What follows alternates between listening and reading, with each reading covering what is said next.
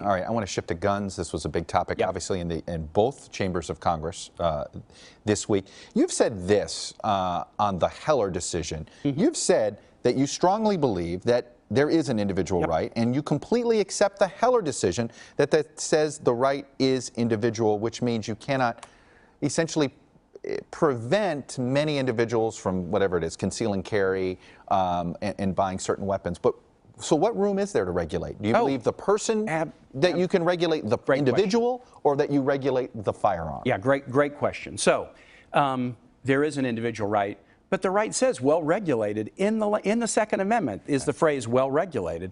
Let's talk about the First Amendment for a second. Freedom of speech. We believe it. You're a journalist, but you can't libel or slander somebody with no consequence.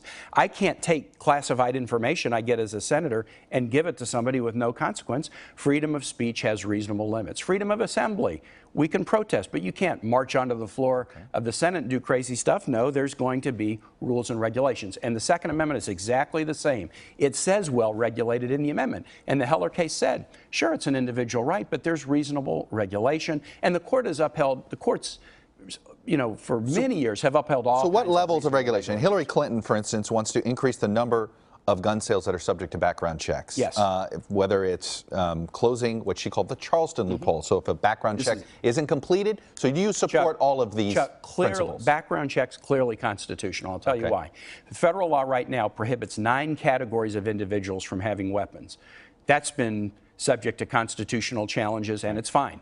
The only way to enforce that law, we're battling this week to try to add a 10th category, no guns in the hands of terrorists. The only way to enforce that law is to have a background record check system. And if you don't have the system, then the prohibited people get weapons. This was the tragedy of the shooting at Virginia Tech when I was governor. Somebody who was barred from having a weapon got it because of weaknesses in the system. So background record checks, clearly constitutional. Are you in favor of an assault weapons ban? Here, I have voted for it.